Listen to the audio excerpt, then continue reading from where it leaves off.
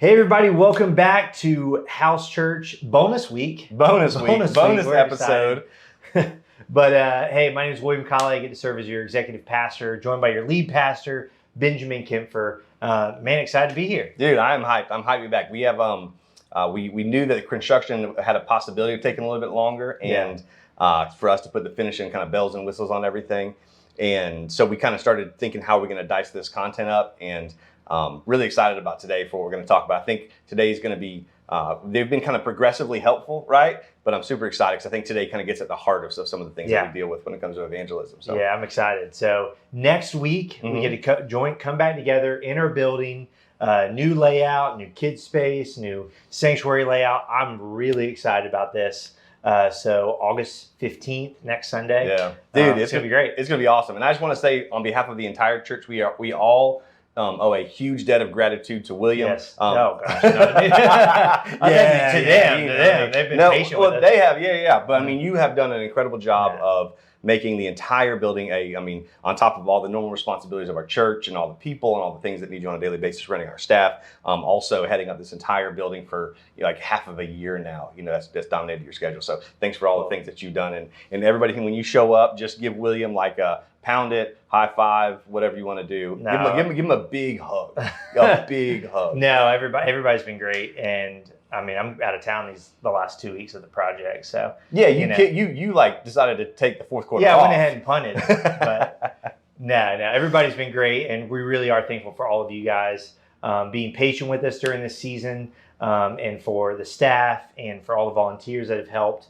come paint walls, clean floors, get things ready for next Sunday. So we're really excited. August 15th, 10 o'clock. 10 o'clock. 10 o'clock. So be there. Mark your calendars. Tell your friends. Bring the fam. And we're excited to see you. Sweet. All right. Well, we're going to dive in.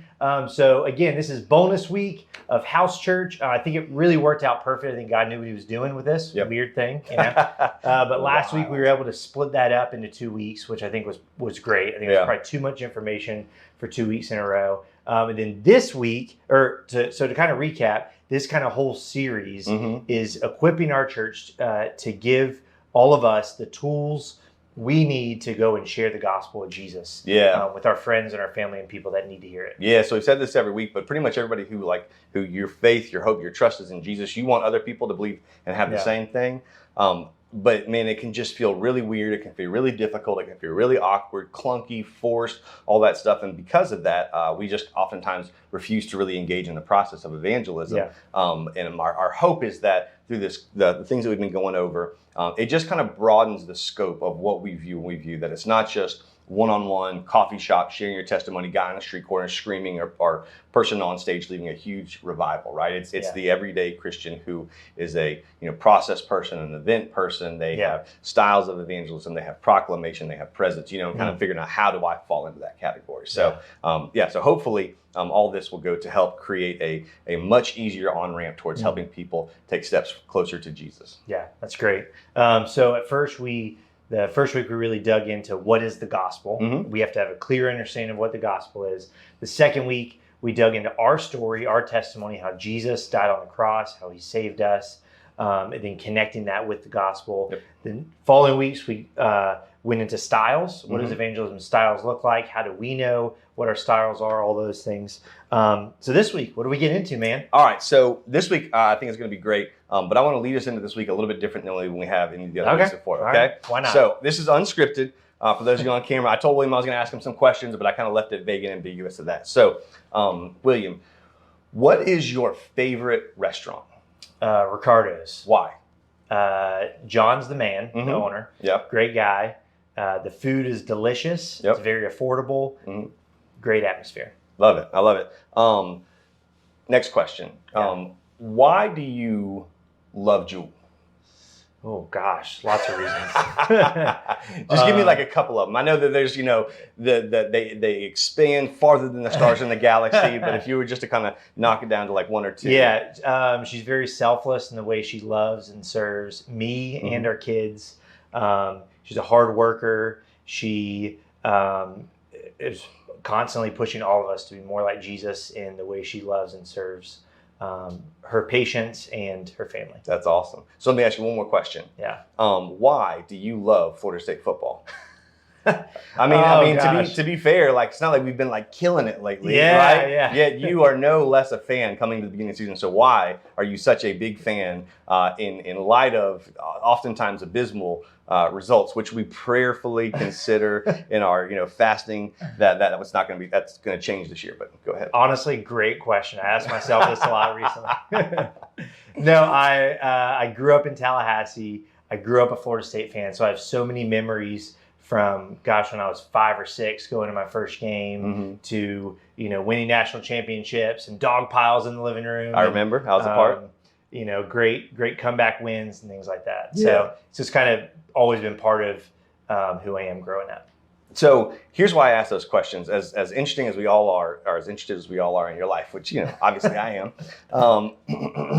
Here's what I find is that at the core of it, everyone who's placed their faith, hope, and trust in Jesus has a reason why they did that, right? Or at least has a reason. If it was kind of a moment and all of a sudden it made sense.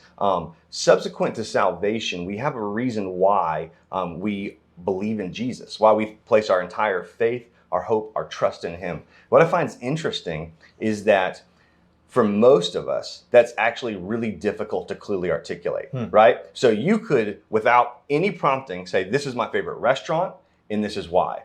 This is my favorite wife, and this is why. And this is my team, and this is why. Yeah. Right? So you could clearly articulate why with all those things. My guess is, for most of us, if someone said, why are you a Christian? We would respond not with why, how. We would respond with how I became a Christian, right? And there's a difference between how and why. How is the story. It's the progression. It's here's what happened. But the why is, why do I have a hope that this life is not all there is to life? Why do I have a hope and a belief that when Jesus died on the cross, He died for me and for my sins? Why do I have a hope and a belief that He rose from the dead and that there's going to be heaven and that I'm going to live my entire life for Him, right? Yeah. So, in other words, we oftentimes have a difficult time articulating why. And what I think that causes and creates is, one, we've often never asked ourselves why, and because of that we're actually insecure, right? So the problem with insecurity is that if not being clear on my why creates insecurity always wants us to cover up, right? In life in general, this is the thing that is incredibly difficult, is to say, okay, here's something I'm insecure about. Let me put it on blast for everybody. Yeah. So tell me your biggest insecurity. And no, but you think about insecurity, like we don't like those things to be known. We try to work on them. We try to become more secure in those things. We go to therapy for them, whatever it is, right? But oftentimes we try to cover it up. So if we're insecure about our why for why we believe in Jesus, then it makes sense that we're going to try to cover that up. Yeah. Right? So what's interesting is Paul actually talks about this. In his, Peter, not Paul. Peter talks about this in 1 Peter chapter 3. This is one of my favorite parts when it comes to sharing your faith that the Bible shares some really important insights. It's 1 Peter chapter 3. I'm starting at verse 15. It says, but in your hearts revere Christ as Lord. So in your heart, revere Him, honor Him, glorify Him, defer to Him as Lord. Always be prepared to give an answer to everyone who asks you to give the reason for the hope that you have, right? So he says, here's what I want you to do. I want you to always be prepared to give a reason for your hope. In other words, why do you have hope? If anybody asks, why do you have hope? And what we oftentimes interpret that as is I have to be prepared to give a full defense of the faith. I have to be prepared with a PhD in apologetics that if anybody comes to me with any questions, I need to be able to answer and have a rebuttal or a response to their questions. He says, no. You are to be prepared to give a response for the reason why you have hope, or for the hope that you have. And then he goes on to say, and I think it's not by coincidence, he says, but do this with gentleness and respect. In other words, don't be a jerk about it. Be gentle, be respectful. When someone, if somebody asks you to give a reason for the hope you have in Jesus. And so the why, again, differentiates from the how, but it gives us a sense of security in that. And here's why I think that matters, is most times when we think about interfacing with someone who doesn't know Jesus, there's a sense of anxiety around it. That anxiety is a projection from insecurity. And so the people who are really great at sharing their faith, they have a very non-anxious presence when they're talking about things of faith, right? So that's kind of the idea, as we want to start to drill down to what's the why behind all of this stuff. Yeah.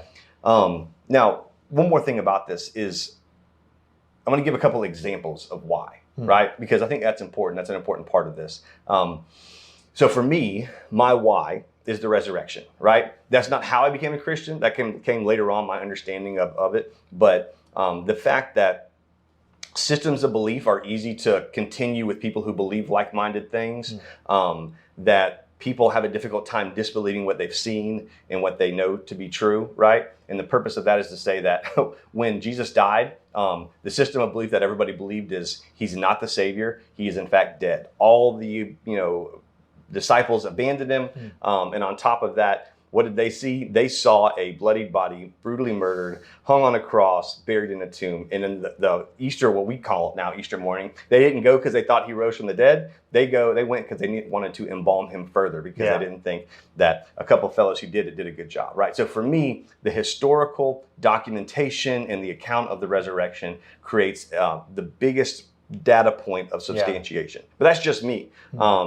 Some people, if we were asking this to Paul would probably say, my reason is because I was on the road to Damascus and this bright light showed up and God spoke, right? If you're talking to the blind man, it's my reason why is I once was blind, but now I see. So for some people, it is their experience or their story. Perhaps it's the way their life has changed. And for some people, I know it's more of I'd put this more towards like the philosophical category.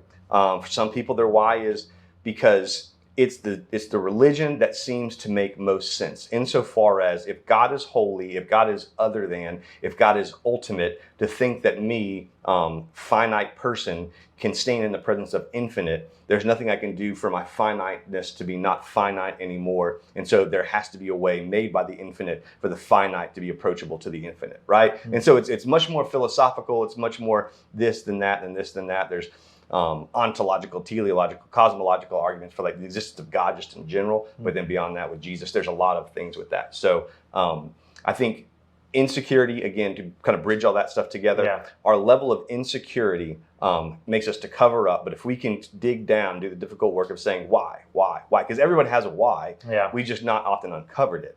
If we can do that, I think it gives us more of a sense of confidence in our faith. No, it's really good. I think there's the how, there's the basics of the gospel, understanding the gospel, which is very, very important. But then there's that remembering, why did I give my life to Christ? Why am I sacrificing, in the world's eyes, sacrificing all of these things so that I can follow and try to be more like Jesus, right? And I think, just as you were talking, I was thinking about, man, the longer we follow Jesus, the longer we're in this, maybe the why starts to deteriorate a little bit. Like the verse that says, "Restore to me the joy of my salvation," right? Where we over time it just kind of erodes, and we know the how, right? And we can say the how, but maybe that why starts to erode a little bit. So I think no matter where people are right now, whether you've been following Jesus for 50 years or a week, we have some baptisms coming up from House Church, which is pretty exciting. That's awesome. But no matter what, it's good to kind of go back to that. Go back to the why, and go back to the joy of my salvation. Yeah, no, I love it. And so for you guys that are, as you're kind of talking and thinking about all this stuff, here's what we want you to do is to take the next couple of minutes. And if you will, we just want you to write down your answer to this one question. It's simply this. Why? What's your why? Why do you have hope in Jesus? What's the reason for your hope in Jesus? So just simply put, what is your why? Why do you have a hope and a belief in Jesus? Not how, why? And we're going to come back and talk a little bit more about some of the pragmatic kind of next steps, what the implications of that are. So. Awesome. Great. See you guys in a couple minutes.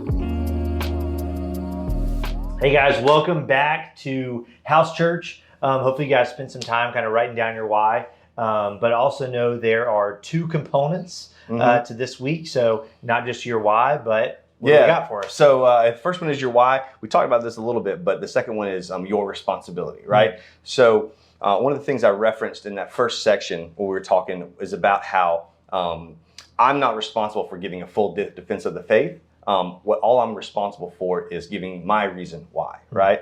And the reason that that's important is, one, because of the fact that it kind of takes the pressure off. But the second part about that is, if I feel like I have to give a full defense of the faith, it also makes me feel responsible for your salvation, right? So I feel like I have to have all the answers to help to lead you to Jesus. And I think that the problem with that is we all know we're pretty woefully inadequate to do all of the components it takes to help someone come to know Jesus. You know, and obviously a lot of it is, well, all of it's God, right? We do our part. Sure. But the idea behind this is we oftentimes take too much responsibility, right? We feel like it's our job to fill the other person's cup up, right? Their cup that you're trying to fill it up, that it reaches this point, maybe they'll have, a faith, hope, and trust in Jesus. And so I feel like I am responsible. And he says, no.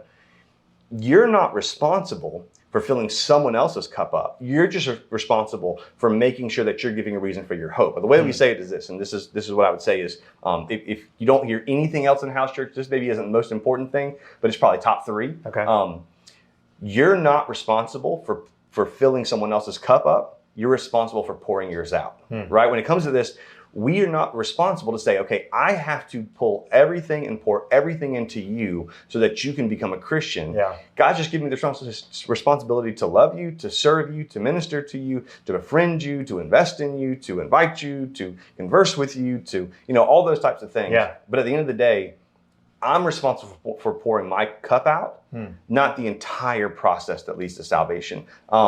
So 1 Corinthians, Paul talks about this, and I think it's really important because we kind of skip over this. We're like, okay, I see what you're saying, Paul, but 1 Corinthians chapter 3, verses 6 and 7, it says this: I planted the seed. This is Paul talking. He says, okay, so I planted this thing, right?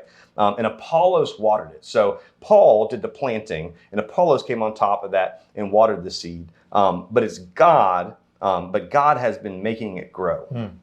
So neither the one who plants nor the one who waters is anything. He says, no. Like, you have a part to play, but to be honest, you are nothing, right? You can't go in there and make this little seed grow, right? You can plant it, you can water it, but ultimately God is the one who is responsible for salvation, not us. We're simply responsible for making sure we did our job planting. We're simply the one that's supposed to, or responsible for making sure we did our job watering, right? When we take on far too much responsibility. And so the key component of this is to say, our responsibility is simply to pour our cup out, not to fill yours up. Yeah. If I'm responsible for filling yours up, it's intimidating, it's difficult, it's a lot. It can be overwhelming and debilitating. But if all I'm responsible for is just pouring mine out, then it makes it much more accessible, because ultimately God's going to give the growth. So if you just plant the seed, you just water the seed, you just pour your cup out, and that's all that we're actually responsible for. Yeah, and it's when we take on that responsibility, when we put on that pressure, it's either if we fail, or quote unquote fail, we think we failed, then we start to feel this like burden that I'm a failure, right? Or if there is quote unquote success, somebody comes to know Christ, now we start to take the credit, right? So I think this is such a beautiful passage and a reminder for us of also thinking about the different styles, right? And just because, hey, you have your style, you have the way God's wired and gifted you. Press into that, pour yourself out through that, and just rely also on these other people to kind of continue to do their part. Right. God's going to do the growth. Yeah, I mean, it's the body of Christ, right? Like it takes all the parts to really work. And so that's why I think we're all kind of in this together, so to speak, because we can hopefully, plant and water, but ultimately, again, like you said, God gives the growth. And so it's it depressurizes it and makes it easier for us. So. Yeah, that's awesome. Well, right now in your house church, we want you just to grab. One more thing. Yes. House churches. I think a really important part of this, and the last part I would say is it's for the people of God to be prayerful, right? So if God's giving the growth, it's my job to plant, or it's my job to water, it's my job to cultivate, but it's God's job to make the thing grow. And it's my job to continually go to God and to pray and to ask for this person and say, God, I'm just praying. When we pray about it, one, I think it honors God.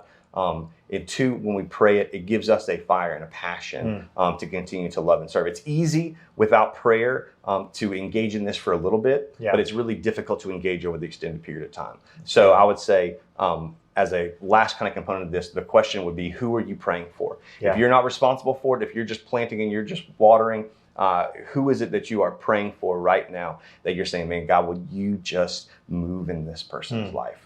Because God's the one who makes it grow, so let's just go directly to the source. Yeah, that's great. And I think it's important when we're praying to ask, right? Doesn't mean he's going to give, but we can ask. Yeah. And we can be praying for that person, praying for their salvation, and watering and cultivating and planting and doing what we can do. Yeah. So right now, anything else? No, that's it. Right now, just break up into groups of 2 or 3. And we really want you just to kind of share, what is your why? Right? What is your why? What did you kind of write down? And then what is that challenge that God's kind of put on your heart? Who is that person that God's put on your heart? And you guys just spend a couple minutes praying for that person together, if you feel comfortable. And that will be the end of House Church today. And we are ecstatic to see you guys in person. I said new building layout. New building, whatever, I don't know. So 231 East Palmer Avenue. We'll see you guys next Sunday. Love you guys. Looking forward to it.